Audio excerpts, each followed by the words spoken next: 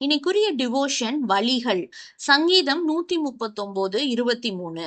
மனுஷன் விரும்பாத பல காரியங்கள்ல வலி இல்லைன்னா வேதனை ஒரு முக்கியமான ஒரு உணர்வு. ஒரு முத்து சிப்பி இன்னொரு முத்து சிப்பிட்ட எனக்கு மிகுந்த வலியாகவும் கனமாகவும் இருக்குன்னு சொல்லி ரொம்ப வருத்தப்படுது. அப்ப இன்னொரு முத்து சிப்பி, நான் இறைவனுக்கு நன்றி சொல்றேன், ஏன்னா எனக்கு ஒரு வலியும் இல்லாம நான் நன்றாக இருக்கிறேன்னு சொல்லுது. இப்படி இவங்க கான்வர்சேஷனை அந்த வழியில கடந்து போற ஒரு நண்டு கேக்குது. இரண்டு முத்து சிப்பிகளும் பேசுவதை கேட்டு அந்த வலி இல்லாத முத்து சிப்பிய பார்த்து, நீ வலி இல்லாம இருப்பது உண்மை, ஆனா உன்னுடைய நண்பனுக்கு இருக்கிற வலியினால விலையுயர்ந்த முத்து உண்டாயிட்டு இருக்குன்னு சொல்லுது. வலிக்கவே கூடாது அப்படின்னு நினைக்கிற சிப்பிகள் கரைக்கு தள்ளப்பட்டுரும். அங்க பீச் ஓரமா இருக்க சின்ன குழந்தைகள் விளையாட்டு பொருளாக அது மாறிடும்.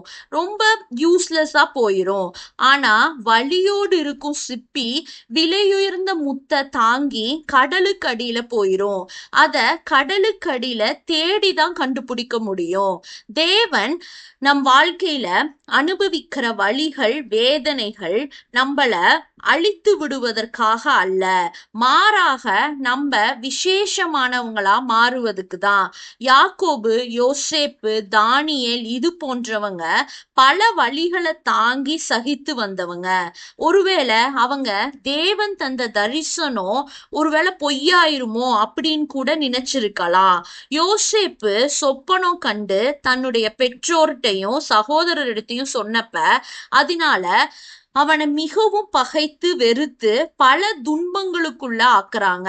ஆனா தேவனிடம் கேள்வி கேட்காம, தான் செய்யாத குற்றத்தை நியாயப்படுத்தாம அத்தனை வழிகளையும் தாங்கினால தேவன் யோசேப்புக்கு கொடுத்த தரிசனத்தை குறித்த வேலையில நிறைவேற்றி யாரு பகைத்தாங்களோ அவங்களுக்கு முன்பாக மேன்மைப்படுத்தி அவங்க பணிந்து வணங்கும்படி செய்தாரு.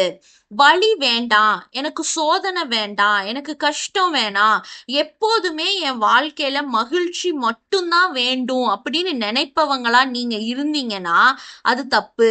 அப்ப விசேஷமானவர்களா நம்ம இருக்க முடியாது. வழிகள் தான் உருமாற்றுபவ.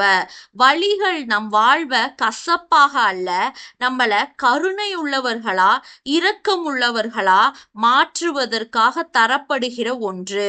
யோசேப்பு எவ்வளவு எளிதாக தன் சகோதரர்களை மன்னிச்சு அவங்களுக்கு உணவளிக்க முடிஞ்சிச்சுன்னு யோசித்து பாருங்க. தானாட விட்டாலும் தன் தசையாடும். பிளட் இஸ் திக்கர் தென் வாட்டர்னு ஒரு ப்ராவர்ப் சொல்லுவாங்க. ரத்த பாசம் ஒருவேளை சிறையில உணவு பற்றாக்குறை ஏற்பட்டு தவித்த வேளையில நினைவுக்கு வந்திருக்கலாம்.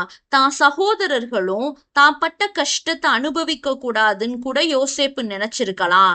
தன்னை கஷ்டப்படுத்தியவங்களை மன்னிக்க நமக்கு விசேஷித்த அந்த கிருபை இருந்தாதான் மன்னிக்க முடியும்.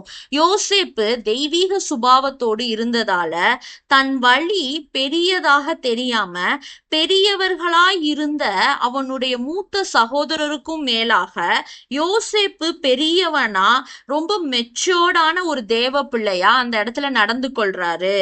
நம்முடைய வாழ்வில் வழி தேவை என்பதை நம்ம உணர்ந்து கொண்டவங்களா இருக்கணும். தேவனே, வழிகளின் மூலம் நாங்கள் கற்றுக்கொள்ளக்கூடிய பாடத்தை எங்களுக்கு கற்றுக் கொடுங்க ஏசப்பா. ஆமேன்.